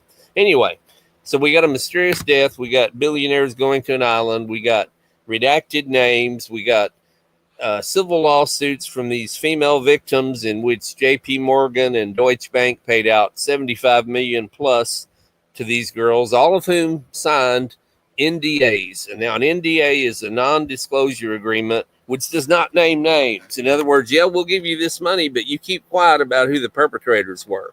Well, now yesterday, the woman who is serving 20 years for being Jeffrey Epstein's handler or procurer, she is the woman who brought the young women into Epstein's orbit. Ghislaine Maxwell has now been moved from the federal prison in Florida. She's been moved over to Bryan, Texas, to a very cushy country club type prison. She will be testifying before Congress in about a month, whenever Congress comes back into session. And Trump and the DOJ have granted her limited immunity. Now, that's a complicated legal thing there that I'm not really well schooled in, other than to say that it appears that her sentence is going to be commuted and that perhaps she will be at some point freed or let off. Do not be surprised if she pleads the fifth a great deal in front of Congress. Don't be surprised. Anyway, that's kind of Epstein in a nutshell, but there's lots of little nooks and crannies and valleys and rabbit holes that can be explored further at any point. So what I've gathered, and I could be wrong, but it was basically some sort of like human trafficking at some level. Correct. It was human trafficking. Women were forced into some kind of slavery, or sex trade kind of thing. Correct. Was there any people who've disappeared who could have potentially been murdered? No, but there is a young lady who fought this for years and won some legal battles. Her name was Virginia Dufresne, and she committed suicide back in April. And her family is furious that Ghislaine Maxwell has been moved into this cushy prison.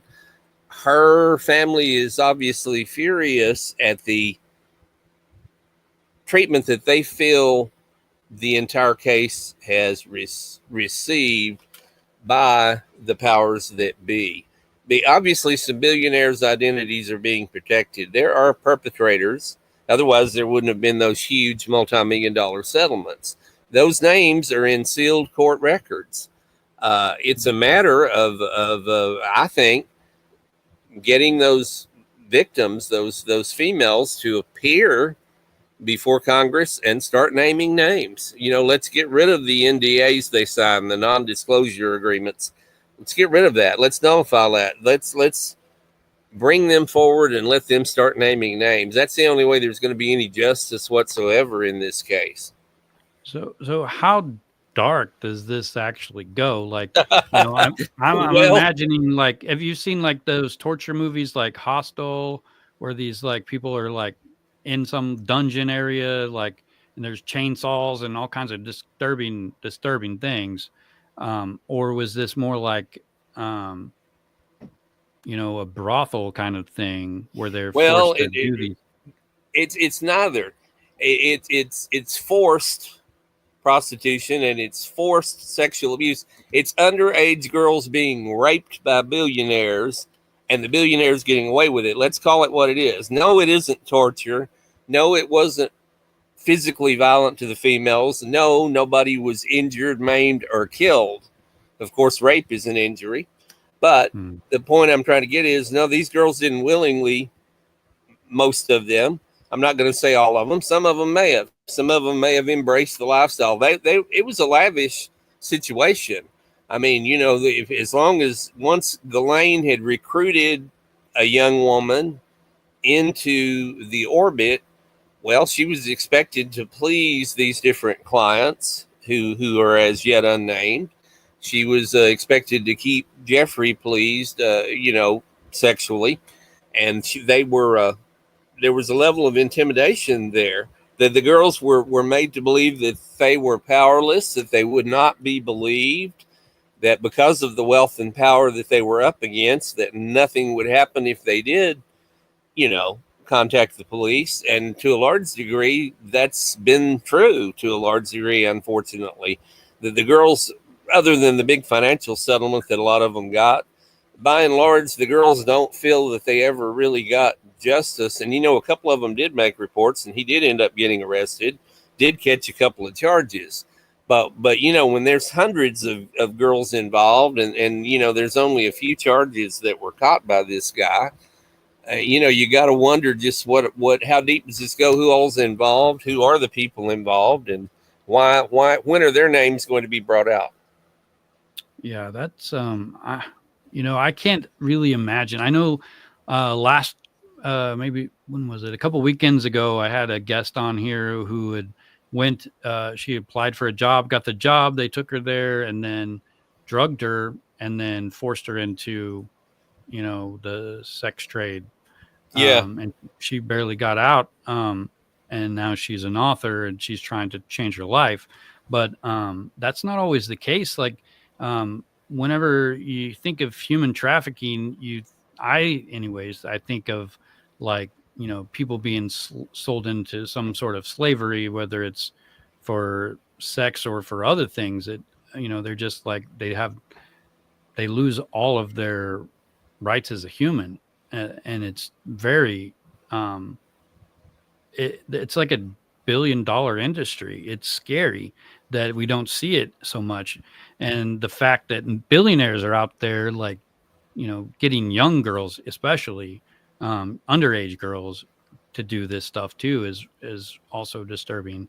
It doesn't matter if they're, like, signed a non-disclosure agreement. In my opinion, they shouldn't be forced to do this at all. And even if they did have a non-disclosure agreement and they're breaking the law, that should be null and void right there. Like, especially when they're forced to, and they can't get out of it, they can't leave when they want to.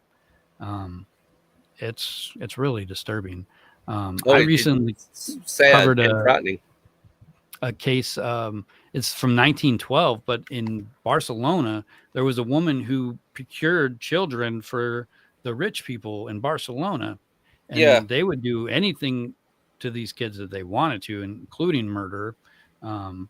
It's like it's been around forever, and I think in today's society we don't see it because we don't want to. We see the missing posters all over the place, but we don't know if those people were sold into some form of slavery or if they're murdered or what. Yeah. It's just horrendous on so many different levels.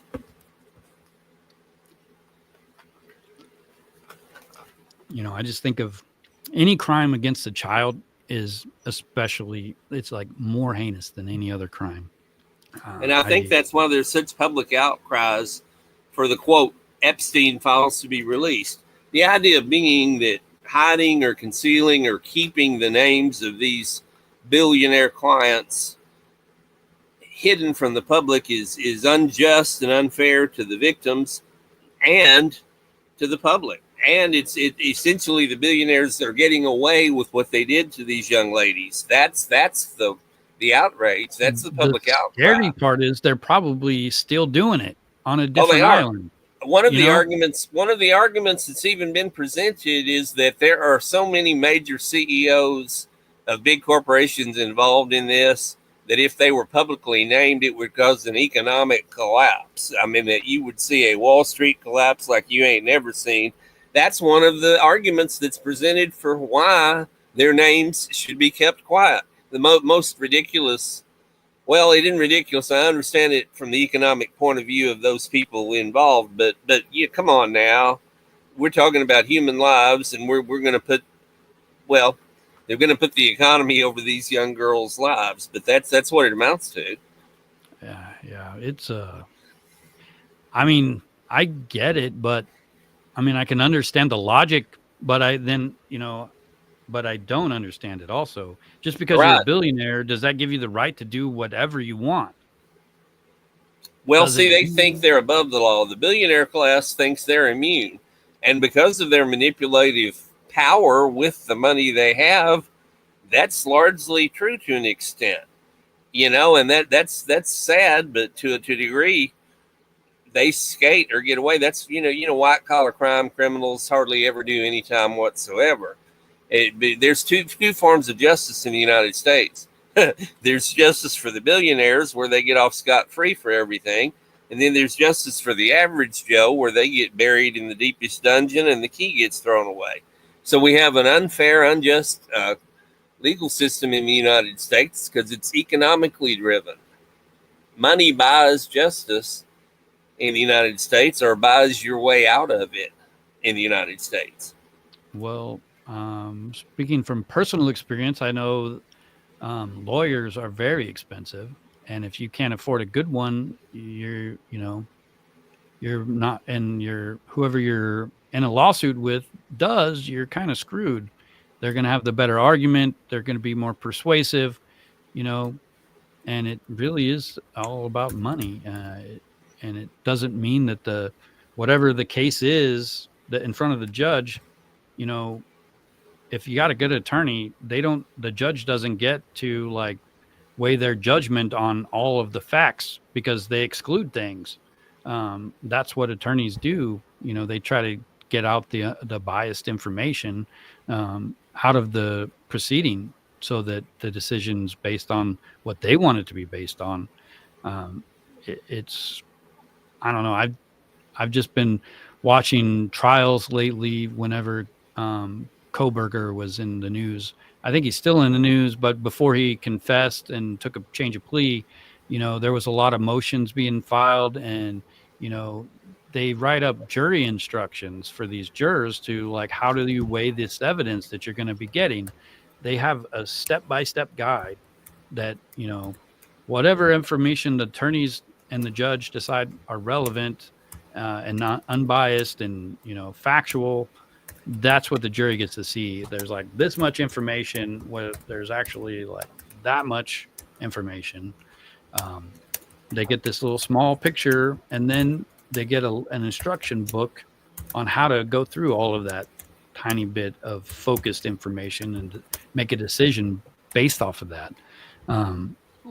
There's a lot of like, I mean, I guess lawyers are good, you know, because sometimes people aren't really a bad criminal, or, you know, if it's a civil matter, you know, maybe they're not wrong or right. But I did have a point, and now I forgot. I apologize. But yeah, I just think it's unfair that billionaires get to get away with stuff. There was a kid who accidentally killed like 4 or 5 people. He was an underage drunk driver, and they call him the affluenza kid. He would come from a rich family. His attorney argued that because he was so wealthy, he doesn't understand the rules of life. And, you know, he got off of murder. He ended up going to jail for fleeing to Mexico or something instead. But look him up if you haven't heard of that case. It's called the affluenza kid. You know, his attorney literally argued that because he's so wealthy, he has a different like way of viewing what's right and wrong. Yeah. And they have that above the law mentality the super rich do, because they're used to being in control of everything with their vast wealth. And their idea is that they are unapproachable above the law and cannot be caught or convicted. In fact, quite frankly, I was surprised with the assets and the access to money that Epstein had that before he was ever jailed. I'm surprised he didn't flee the country to some area in the world that does not have extradition agreements with the United States. There are places Epstein could easily have gone with his wealth to where he could not have been apprehended. And yet he was, and ends up murdered in a jail cell. You have to wonder about these things. So what do you think happened? Did somebody force him to get caught so they could, you know, take him out in jail? I think that his ego was so great that he just thought, well, I'm going to beat this. They're not going to do anything to me. I know too many names. You know, he was an extortionist and a blackmailer. See, part of the undercurrent of all of this is that he would get compromising photos and videos of these billionaires that were involved with these girls. And he would say, okay, I got the goods on you, buddy. You know, and basically that's part of where his financial empire came from. In other words, he was running an extortion racket on top of the human trafficking. Oh, wow. Yeah. Like I said, this gets darker and darker and darker the deeper and deeper you get. So you're a billionaire. You think you're going to this private island, and he's taking videos of you there doing absolutely despicable things. You can find a video from a credible source, and now these are credible sources that are presenting all this. You know, not just some tinfoil, whatever you want to call it, conspiracy people. You legitimate people, former attorneys, you know, people that worked with Epstein, et cetera, all over the place. Particularly on YouTube, talking about, you know, videos, still pictures of these powerful men in compromising positions. And then, Epstein would keep these pictures and videos locked up in a safe. But he would let them know what he had. Every now and then he would pull some of it out and show some of it to them. And then it would go right back into the safe. In other words, he kept them in fear, kept them intimidated. It's a horrible thing. Yeah, see, I didn't know much about him. I've seen, it always comes up in any news feed. I don't watch TV and get news that way, but anytime I open up a web page, the name comes up, and I see all these things, and I've always just kind of tuned it out because it's political. But this guy wasn't even a politician. No. It sounds like he was just a guy who got lucky and was able to steal money from people. That's it. He was pretty clever, pretty smart, and pretty cunning. Definitely. Got to admit that. Of course, a lot of criminal minds are like that. Yeah, I was talking to somebody the other day, and they were telling me about the people in prison are not smart at all. And, then you hear about this kind of person, and they are clearly intelligent, and they still get caught sometimes. Yeah. But, I mean, my conspiracy hat has come on, and I'm thinking that, he was actually in prison for a reason. The billionaires set him up to think he was going to get away with it. And somehow he ended up in prison where they actually had a way to, make sure he doesn't tell people their names. Exactly. In other words, let's take care of him before he does spill the beans on us, or before he tries to bargain. That's what happened. Man, that's crazy. I don't know. I've seen the pictures of him and Trump, when Donald Trump was young. Yeah. They're hanging out, buddy kind of thing. But I don't know. It's just crazy. I haven't really looked at human trafficking the way I have recently. I think when Sadiqa Kanich, I can't remember how to say her last name. This woman was a college student who went to the Dominican Republic. She disappeared. They're saying she drowned, but everyone else is worried that she actually got captured and she's been sold into the sex trade. And that was the first time I really looked at human trafficking as a billion-dollar industry, especially in the Caribbean area. There's other cases of people disappear in Hawaii even. And, they don't find a body, and it could legitimately be this type of scenario where they're sold to somebody. It's horrible to think that it's possible and that it can happen right in plain sight. They even target people who have they're with a group of people. They take out the whole group, drug them all, and then the one person disappears that they wanted. It's scary. Yeah. Ghislaine Maxwell, the female cohort who was in love with Jeffrey, but she it was I don't know, you could call it some kind of weird syndrome where she would participate in procuring these young ladies to keep Epstein satisfied and to keep the clients that were coming satisfied. But she was the groomer. She would gain the trust of the young ladies and lure them into the web. But she found them all over the place. She'd even get out in the limousine and drive around parts of New York. And some of the girls were found in Central Park and different places. And she'd say, hey, come hang out at the mansion and, we'll teach you the spa or the massage therapy, or, you'll have a rich boss. Very, very inducing. And to a young lady, who wants to be a model, he had that going. There was a lot of different lures that were going that were very enticing to young women who are trying to make it. Yeah, there's been several scenarios that I could think of off the top of my head. There was the case with David Parker Ray. his girlfriend would help him pick up people, and he would bring those people back to his torture chamber and torture them for weeks at a time. Wow. And then let them go because he'd brainwashed them to forget everything. But it was severe, like torture, like really horrible things. And there was another couple where this girl, they call her the girl in the box, but she had to sleep under the bed of the couple in a box.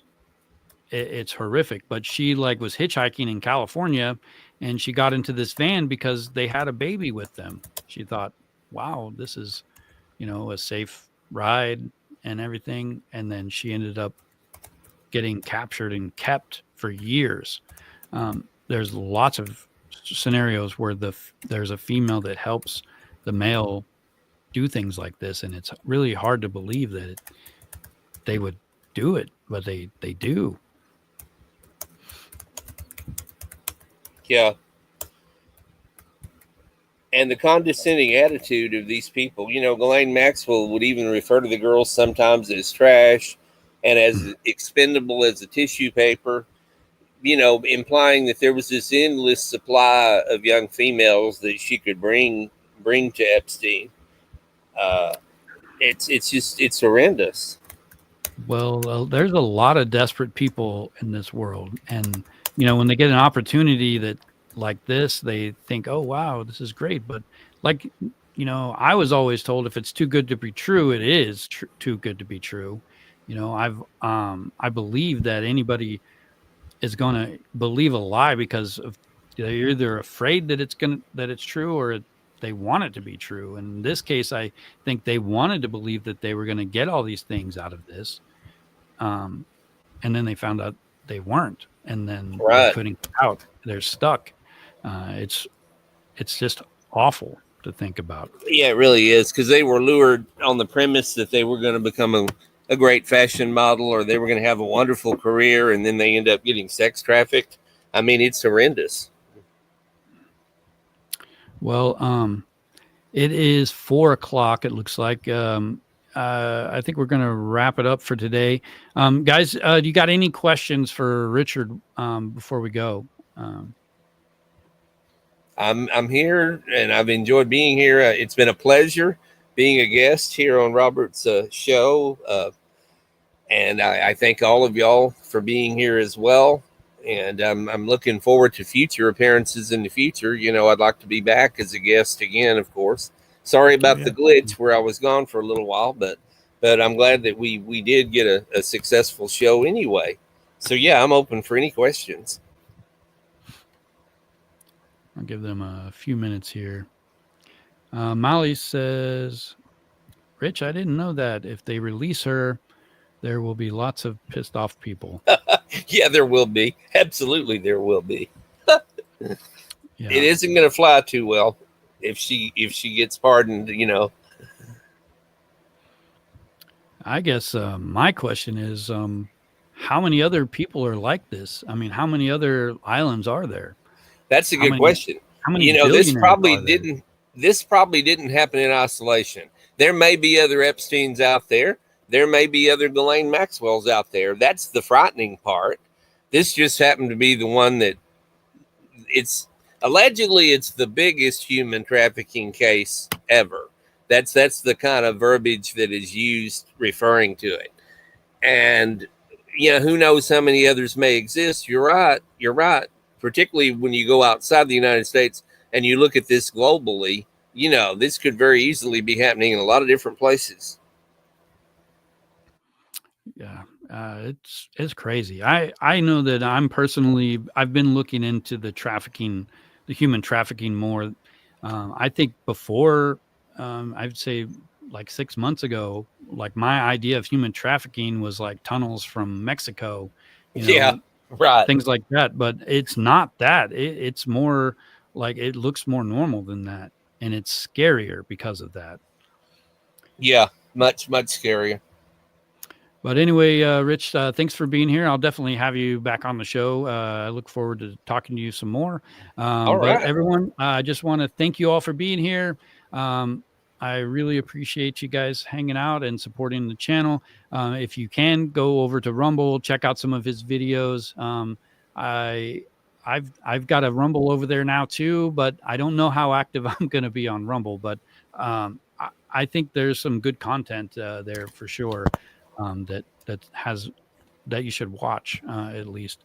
But anyways, thanks again. I'm going to go ahead and see you guys in the next video. All right. Everybody have a wonderful evening.